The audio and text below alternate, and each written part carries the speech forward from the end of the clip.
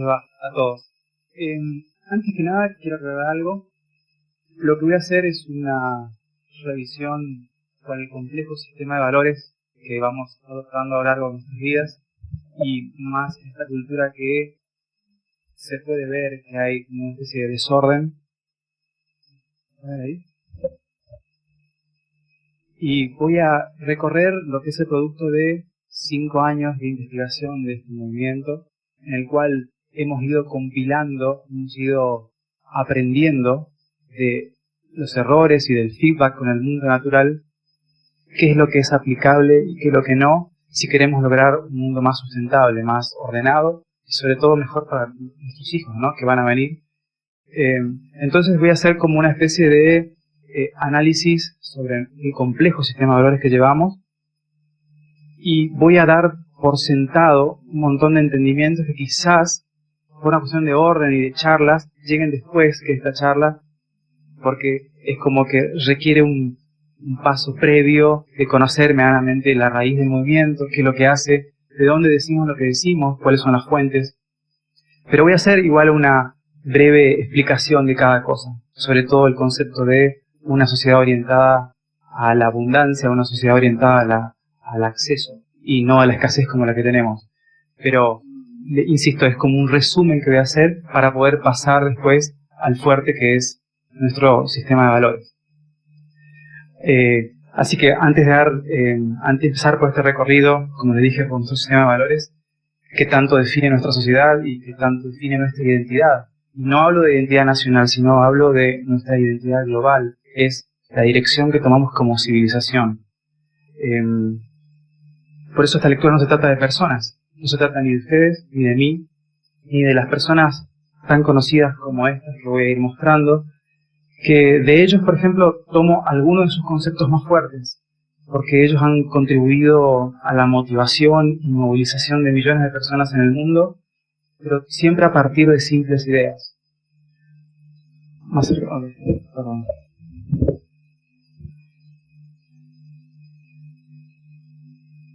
Siempre ha sido a partir de simples ideas. Estas personas han sido iniciadoras de un proceso de cambio hacia un mundo más sano, más equilibrado. Y digo iniciadoras porque ellos solo han sido el comienzo. Actualmente hay otras personas que continúan su labor, enseñándonos una visión más enriquecida y más amplia de nuestra concepción del mundo. Hombres que también, a fuerza de ideas, han estado preparando la civilización para una forma más acorde a nuestra capacidad racional colectiva, ¿no? Perdón, que voy a achicar el texto porque si no la computadora es media chiquita. Así que, como les decía, esta lectura es acerca de ideas. Es sobre el abanico de conceptos y entendimientos que podemos extraer del inagotable trabajo de hombres de nuestra historia. Y paradójicamente, no es de importancia quién las pronuncie, quién las haya generado o quién las sostenga como propias. Cada nuevo entendimiento, cada concepto, cada pensamiento debe ser juzgado por su propio mérito. Hago esta aclaración porque estamos muy adoctrinados a respetar y confiar solo en lo que embiste de autoridad. Hay una tendencia en esta cultura a valorar solo lo que se habla detrás de un diploma y damos crédito solo a quien está ejerciendo algún poder público, sobre todo si es de importancia. Y la verdad es que respecto al orden social, cualquiera puede analizar, criticar y exponer lo que no funciona, siempre y cuando el resto pueda verificar la validez de cada concepto mencionado. El único requisito es volvernos referenciales, o sea, poder mostrar de qué es lo que estamos hablando, que haya un feedback en el mundo natural, que cada cosa que decimos sea fácil de medir. Cabe aclarar que en determinados campos sí es vital contar con acreditaciones y experiencias para el aval de la información, como es el caso de un médico cirujano o de un ingeniero civil. Pero para temas referidos a nuestros valores y la forma en que interactuamos en nuestra sociedad, nadie necesita mostrar credenciales. Solo hace falta tomar cada valor, ponerlo en práctica y ver los resultados. En mi caso particular me presento a ustedes solo como un mensajero y es responsabilidad de ustedes chequear lo que digo con el mundo allá afuera. Hecha la aclaración, podemos pasar a la primera parte en donde elijo a John Lennon como primero de mis referentes. Lo elegí por sostener una visión tan fuera de nuestra caja mental que la gente lo considera directamente como una utopía. Y es por esa razón que quiero explorar el contenido de una de sus canciones y extraer algún significado al planteo de su letra. Porque la realidad es que las utopías no existen. No al menos en un mundo físico como este, donde llegar a la perfección es prácticamente imposible. Podemos tener un acercamiento asintótico a ella, pero jamás alcanzarla. Siempre habrá nuevos problemas que resolver y nuevos desafíos que enfrentar. Así que para comenzar mi breve explicación de lo que es un sistema de acceso, digo breve porque hay otras charlas que están en esto, escuchemos primero un fragmento de esta canción muy famosa.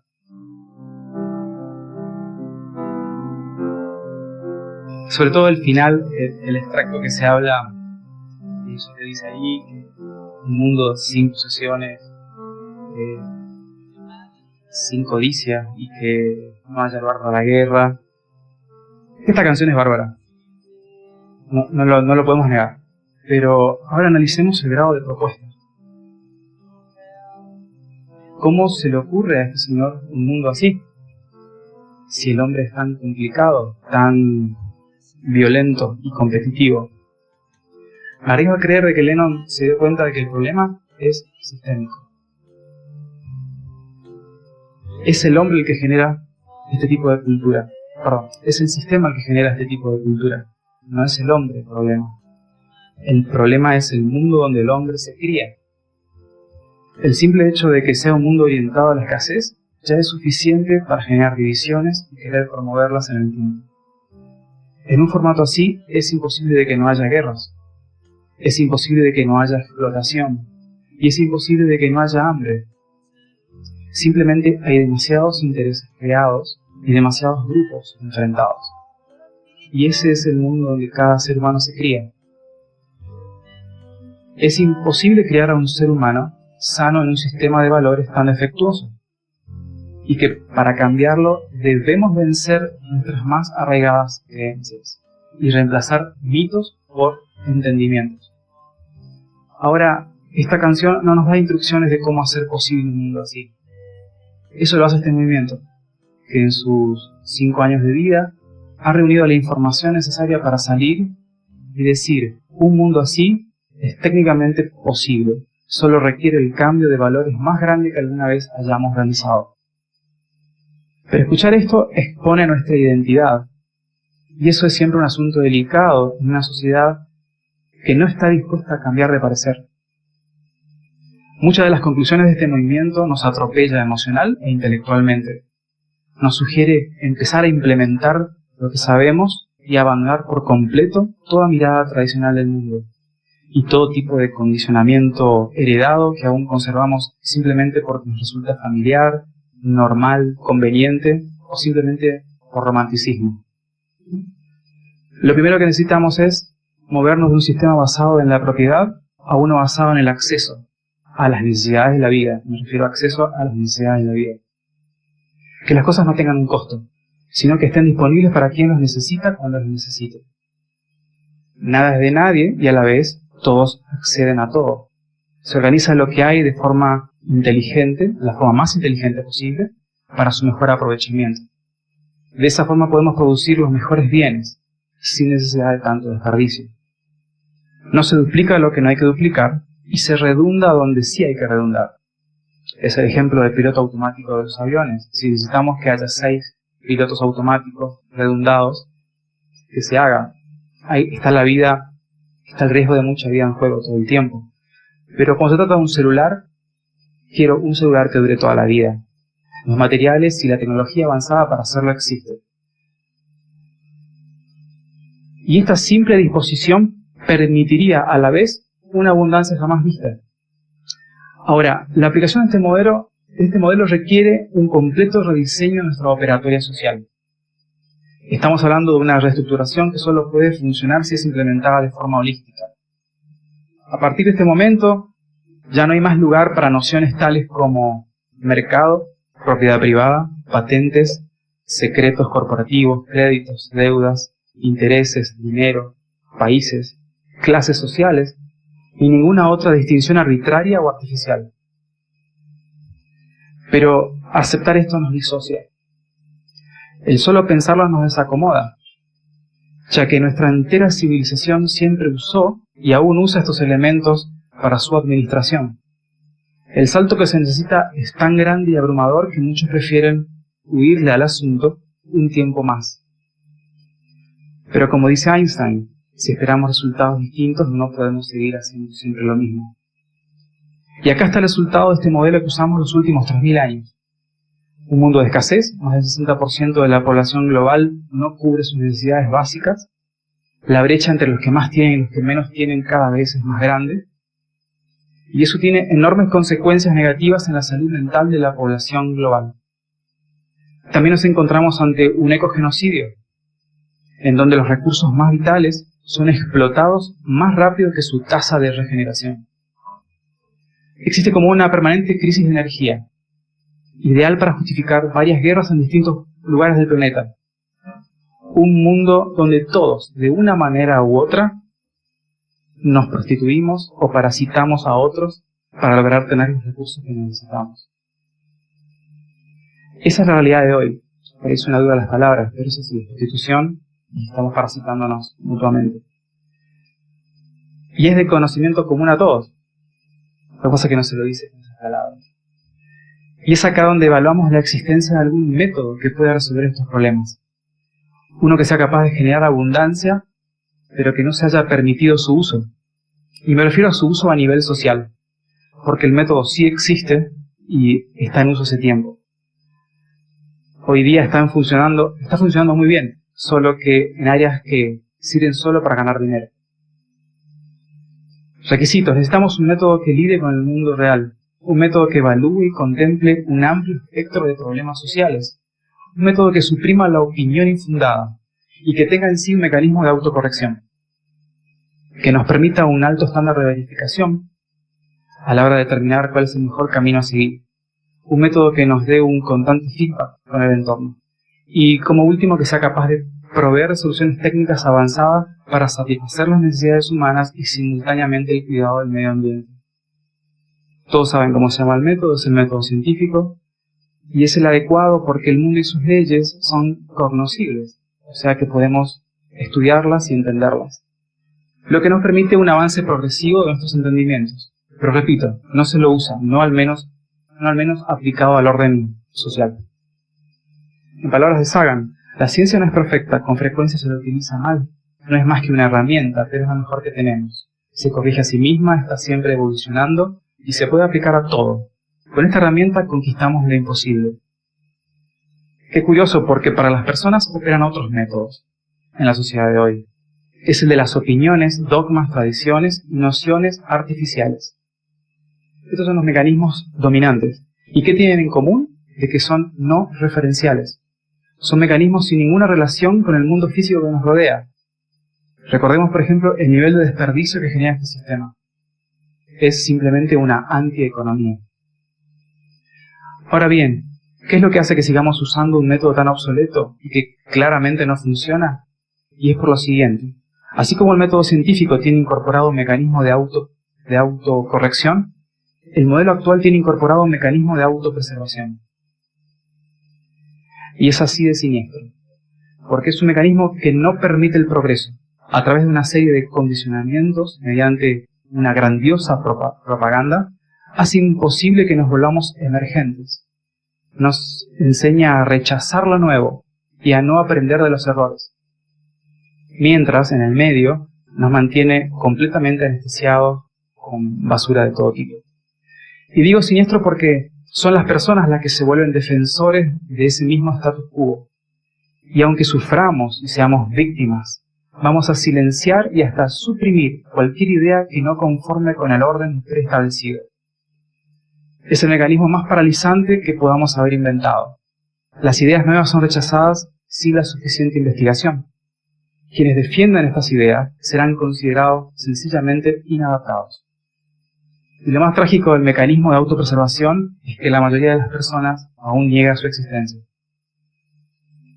Sin embargo, la televisión, los libros, el cine, las obras de teatro, las revistas, los diarios y otros medios son los portadores de estos valores.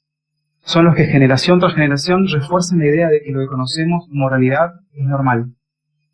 Lo que es porque así es como son las cosas. La pobreza, así es el mundo. Las guerras, así es la naturaleza humana. Todo tiene una rápida explicación. Un mundo injusto y de sufrimiento, así es como ha sido siempre. Hay que cambiarlo. ¿Así es como ha sido siempre? No, no ha sido siempre así. Revisemos nuestra historia.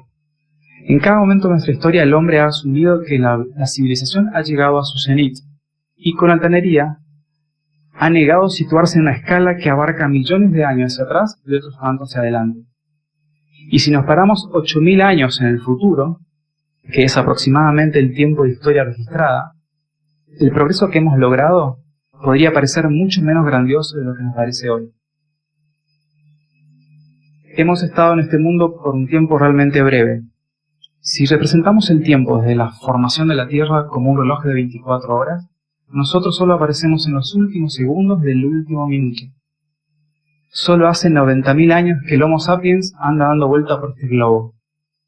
Y lo más notable es que el 99% de ese tiempo hemos vivido en sociedades igualitarias de cazadores y recolectores. Sociedades donde se compartía todo, y la única clase de estratificación social era la necesaria para la especialización de tareas. No había jerarquías, no había dinero, nadie almacenaba de más, y hasta se vivía bajo reglas que prevenían el abuso de poder. Esto lo sabemos porque aún existen estas tribus hoy en el mundo y con estas características. Tribus que viven prácticamente sin contacto con el mundo moderno. Y a pesar de que estas tribus aún viven bajo condiciones de escasez y no cuentan con tecnología avanzada, se las arreglan para vivir en armonía con el medio ambiente y de un modo altamente cooperativo. Así que con seguridad podemos decir de que no siempre ha sido como es hoy. Así que antes de hacer cualquier juicio sobre la operatoria social global, deberíamos primero revisar en qué contexto se desarrolla el modelo que consideramos absoluto.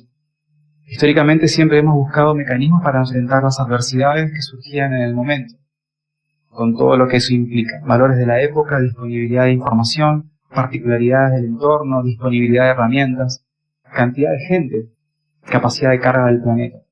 Todo este conjunto de factores son los que determinan la ruta social que hemos de seguir. Así que si queremos entender el hoy un poco, tenemos que conocer nuestro paso por el tiempo y cuáles eran esas necesidades. Hace 8 millones de años aparecen los primeros homínidos. Éramos aún criaturas siamescas. Cambios climáticos obligaron a algunos de estos grupos a pasar más tiempo en el suelo y se dio lugar a importantes cambios en nuestro cuerpo. Eso nos permitió movimientos menos restringidos. Las extremidades frontales ya no tuvieron que soportar todo el peso del cuerpo, dando lugar a la formación de dedos. La necesidad de adaptación a un entorno más hostil y compartido con otras bestias nos dotó de una excelente visión y una notable coordinación muscular. A partir de este nuevo equipamiento hemos podido dar 3 grandes pasos culturales que nos diferenciaron definitivamente de otros animales, sobre todo nuestros relativos, los simbiontes. El primero fue cuando empezamos a utilizar el fuego, las herramientas y el idioma, hace más o menos 600.000 años, lo que nos ayudó a desarrollar nuestra capacidad cognitiva. El segundo gran salto ocurre hace 7.500 años. Fue el descubrimiento de cómo cultivar comida. Antes de eso, los grupos de hombres debían recorrer enormes distancias, enormes extensiones para sobrevivir, y los índices de natalidad estaban estrechamente relacionados a la buena cacería o a la abundancia de frutos. En un mal año, la población era diezmada por la hambruna. Cuando pudimos quedarnos en un solo lugar, comenzaron los avances sociales y tecnológicos. La invención de la rueda, la fundición de metales para herramientas, los arados para trabajar la tierra, los telares para hacer vestimentas. Aprendimos patrones sociales necesarios para la vida en la ciudad. El hombre amplió sus estructuras políticas y creó ejércitos. Desde entonces y solo hasta hace muy poco, estos inventos se han mantenido sin mayores cambios. La escritura se ha desarrollado hace 6.000 años. La raza humana comenzó a acumular información que le permitió construir la civilización moderna, con un complejo sistema de valores. El desarrollo del alfabeto hizo posible que prácticamente todos adquirieran educación. Comenzaron los negocios, y entre esos el uso de unidades de pesos y de medida. Surge el código de Hammurabi. Este es un ejemplo muy particular. Este código establece duras penas a quienes fuesen sorprendidos engañando, y para asegurar que este sistema monetario funcionase, un comerciante podía ser asesinado si se negaba a aceptar cebada o monedas como pago de su mercadería. Así se crean métodos para hacer negocios como las sociedades anónimas y las corporaciones.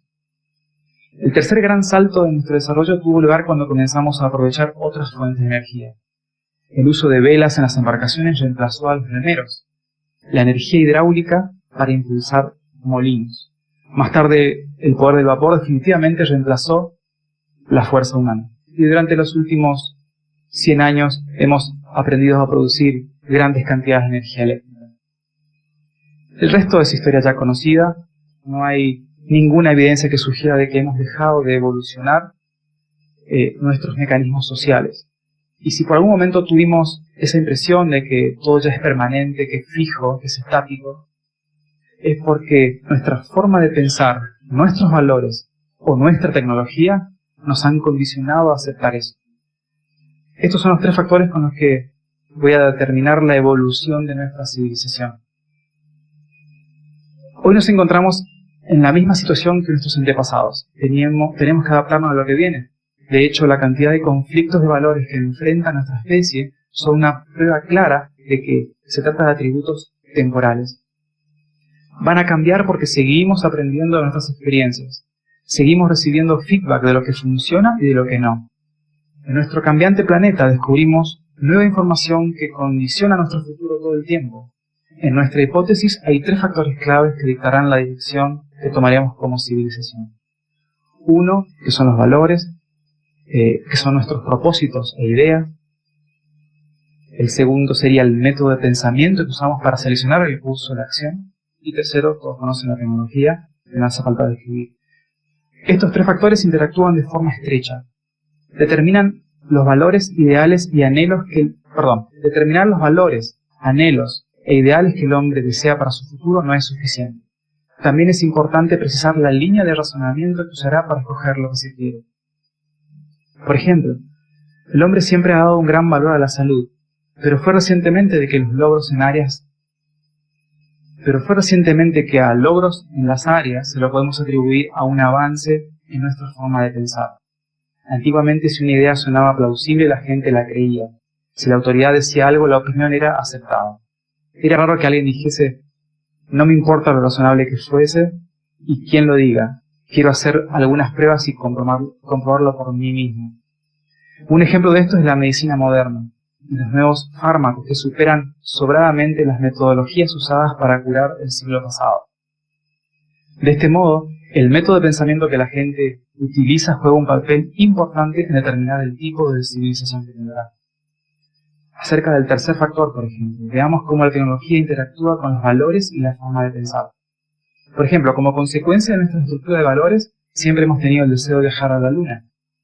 Usamos el método científico para determinar las teorías que nos dicen cómo lograrlo, pero si el estado de la tecnología no puede crear un metal lo suficientemente resistente y liviano para construir la nave, nunca podremos poner un pie en nuestro satélite.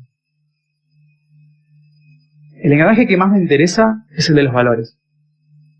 El primer factor. Valores formados por conceptos que rara vez cuestionamos y que muchas veces ni siquiera podemos identificar cuáles son. Es como leí alguna vez por ahí, si le preguntamos a un pez qué es lo más fundamental y esencial en su vida, jamás va a decirnos el agua. Del mismo modo, los conceptos más fundamentales tienden a ser los más obviados y pasados por alto.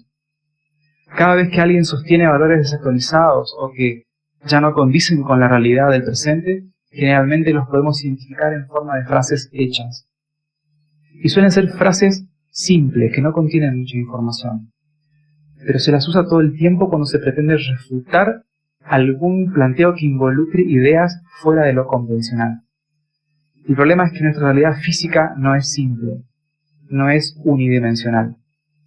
La información que extraemos hoy del mundo natural es compleja, viene en capas y se presenta en múltiples dimensiones. La correcta evaluación de una idea no puede ser hecha por una frase simple y plana. Así todo, muchas veces una frase simple termina por anular la nueva idea, ya que la gente las valida solo por el hecho de repetirlas constantemente. Así que para contrarrestar un poco a los, como yo llamo, repetidores generados en esta cultura tan particular, porque eso es lo que hacemos, estamos repitiendo, voy a revisar algunas de esas frases poniéndolas en contexto. Los grandes mitos y grandes creencias que formamos a lo largo de nuestras vidas no son ideas individuales, sino más bien una intrincada red de otros pequeños conceptos que damos por sentados como válidos. Voy a listar algunos de esos conceptos que me parecen a mí obviados por la mayoría y que son esenciales a la hora de construir una civilización mejor. Porque terminan quedando embebidos en nuestra forma de ver el mundo. Arranquemos con el racismo a modo de ejemplo. Utilizo un formato muy global, estándar. Acá tenemos otras particularidades, ¿no? Información tenemos a otras personas quizás a determinar como inferiores, o no hace falta un negro africano. Podemos acá recurrir a un peruano o un boliviano para denotar esta diferencia en nuestros entendimientos y esa agresiva conducta que tenemos sobre el racismo, ¿no? Utilizo este ejemplo que, si bien pareciera que es un concepto que hoy está superado, aún hay personas que desconocen los estudios del genoma humano, por ejemplo, y que ya no hay bases científicas para la discriminación o la diferenciación entre personas basadas solo en el color de la piel o algún otro rasgo físico. Más hoy que todas las evidencias apuntan a lo mismo: somos todos descendientes de africanos, y particularmente de un pequeño grupo que se atrevió a abandonar África y poblar el resto del mundo. Y respecto del color de la piel, que es la distinción más característica del racismo, no es más que la evolución en acción. La piel blanca es la adaptación evolutiva a zonas de alimentos escasos en vitamina D, vitamina que se puede sintetizar si la piel no es tan oscura. O sea que la piel se fue aclarando como resultado de mutaciones favorables al nuevo medio. Y en segundo lugar, no hay razas. Somos toda la misma variación del último sapiens. Es siempre el mismo genoma humano. Cuando nos comparamos con un chimpancé, recién vemos un 1% de variación en nuestro ADN. Para un 3% de diferencia en el genoma, debemos compararnos con un neandertal. ¿Cuánto difiere el genoma entre blancos y negros? 0%. De hecho, como la ciencia lo ha demostrado, negros somos todos. Esta es otra frase en particular: no hay para todos, se dice. Esto es totalmente falso. Es una idea que solo puede funcionar enmarcada en un contexto de economía de escasez, donde la tecnología está restringida por patentes. Pero en el contexto físico global, donde lo que se mueve genera energía y este planeta lo único que hace es moverse, vientos, mareas, volcanes, aguas termales y la infinita luz solar son prueba de ello. Y con solo aprovechar una infinitésima parte de esa energía, podemos cubrir nuestros requerimientos para siempre. El problema de esta vieja idea es que se basa en la decisión de producir solo la energía necesaria para poder venderla. Recuerden que si algo es muy abundante no se le puede dar un valor monetario, y eso es algo que no se puede permitir en este sistema, en este modelo. Un dato curioso: la evolución del universo es la historia de la transformación de una forma de energía en otra forma de energía. La energía que se liberó en el Big Bang es la misma que hay hoy. Cada estrella contiene parte de esa energía. En el caso de nuestro Sol, nos entrega 32 sextillones de joules por día. Sabemos que va a seguir existiendo por 4.500 millones de años más. En resumen, no hay escasez de energía, no hay más que una escasez de idea. Ya que tocamos el tema, pasamos a otro concepto que dice: el sistema actual no es perfecto, se dice, pero es lo mejor que pudimos lograr. La verdad es que suena muy bien, y es algo que creí toda mi vida hasta que vi las películas de Seidel. ¿Cuántas veces habremos escuchado esto? Este concepto tiene múltiples formas, pero todas se basan en lo mismo, de que de alguna forma retorcida, la normalidad es hoy aceptable. Más aún, se cree que esto que tenemos actualmente es un sistema. Un sistema se piensa, se diseña, se testea, se ajusta y luego se pone en práctica. El supuesto sistema actual es solo un rejunte de ideas del pasado, nunca fue diseñado. Es más bien el famoso juego de la silla. No encontré mejor ejemplo que esto, donde primero y mientras dure la música parece que todos somos amigos. Ahora, cuando la música se termina, lo único que importa es no quedarse en silla. Pregunta, ¿qué podemos esperar de un juego con semejantes reglas? ¿Reciprocidad? ¿Cooperación? ¿Paz? ¿Benevolencia? Es absurdo pretender buen comportamiento. Así todo, la gran mayoría se horroriza cuando ve actos de corrupción o de violencia. ¿Se puede esperar otra cosa? Otra frase célebre. El hombre es violento por naturaleza. De nuevo tenemos acá el caso de una afirmación simple, que no contempla la situación en su conjunto. Es inválido evaluar el comportamiento humano fuera del entorno donde se manifiesta. De hecho, aunque tengamos la capacidad evolutiva de ponernos violentos ante una situación de estrés disparada por el entorno, no implica que nuestra educación, razonamiento lógico y sentido común no tengan la capacidad de sobreponerse a esos mecanismos básicos de supervivencia. Si esta frase realmente fuese válida, ¿por qué es que hay distintos índices de violencia en distintos países del mundo? ¿Por qué la violencia aumenta cuando la estratificación social es más pronunciada? Lo cierto es que esto no lo cree ni quien lo dice. De lo contrario, no mandaríamos a nuestros hijos a las escuelas. No querríamos que se relacionen y aprendan a vivir en sociedad. Lo hacemos porque sabemos que todos pueden modificar su comportamiento. Y ya que hablamos de violencia, deberíamos escuchar a Gandhi cuando dice: la peor forma de violencia es la pobreza. O casualidad, la guerra es una gran generadora de violencia. De pobreza. En resumen, la violencia del individuo es una medida de la violencia estructural inherente al sistema para con el individuo. Les listo 5 formas de violencia estructural: economía de escasez, estratificación social, falta de trabajo, un set de valores orientados a la vanidad, en donde se definen conceptos, por ejemplo, subjetivos, ¿no?, de belleza y éxito, y que tanto daño hacen a la población, y que solamente son fabricadas por la necesidad de mercado. No hay otra explicación.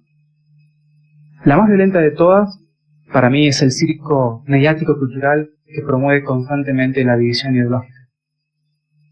Otro mito que se basa en una lectura parcial de realidad, donde solo se evalúa la acción del hombre, sin contemplar que cada acción es tan solo la reacción de una acción previa. Los seres humanos son dispositivos de proceso de información, con entradas y salidas de datos. Nuestra interpretación del mundo va a depender de qué tipo de datos incorporemos. Por lo tanto, nuestra forma de ver el mundo está determinada por el entorno. Nadie puede razonar sobre lo que no conoce. Y es por eso que nuestras decisiones son guiadas por experiencias previas. Cuando más ricas son esas experiencias, más amplia es la gama de opciones con las que contamos a la hora de decidir. Y así todos seguimos condicionados por nuestro entorno. No existe el libre albedrío, nunca existió y nunca va a existir. No mientras estemos en un mundo causa y efecto como este. Por lo tanto, no hay culpables, hay solo víctimas. Esta es fantástica. A mí. Ojo que la ciencia no puede explicar todo. Sí. ¿Y? Existe como una falsa idea de guerra entre argumentos que provienen de la ciencia contra argumentos que provienen de dogmas como ser la religión o la filosofía. Son solo dos formas de ver distintas, son solo dos formas distintas de ver el mundo. La ciencia adapta sus puntos de vista acorde a lo que observa, el dogma es la negación de lo observado, así las creencias pueden ser preservadas. O sea, la única diferencia a la hora de querer resolver un problema es que una de ellas funciona. Para el cierre de esta parte, guardé lo que para mí es el valor más paralizante de todos. Es una creencia, mito, concepto, reflejo de la actual decadencia sociocultural y que a mi parecer es la primer traba en cualquier intento de crecimiento, progreso o cambio. Nadie tiene la verdad absoluta.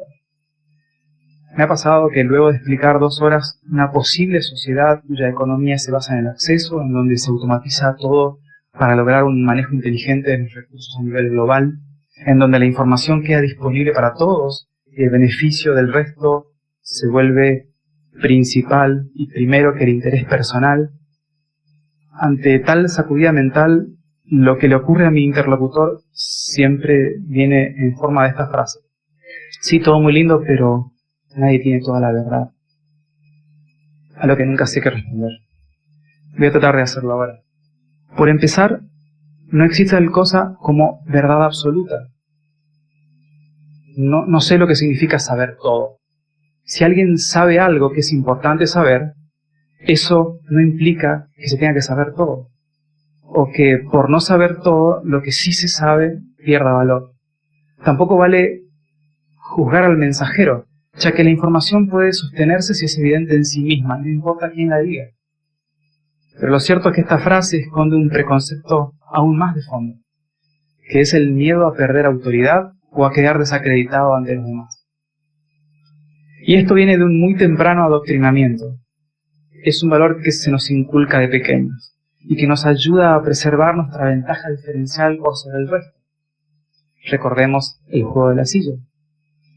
Este es el estado actual de esta cultura, donde el no saber está falsamente asociado a falta de capacidad. Y no tener capacidad en este sistema está asociado a posible pérdida de los medios para conseguir recursos, o prestigio, o posiciones de privilegio. En síntesis, en un modelo de escasez donde todos tratan de preservar su propio bienestar, estar equivocado se vuelve peligroso.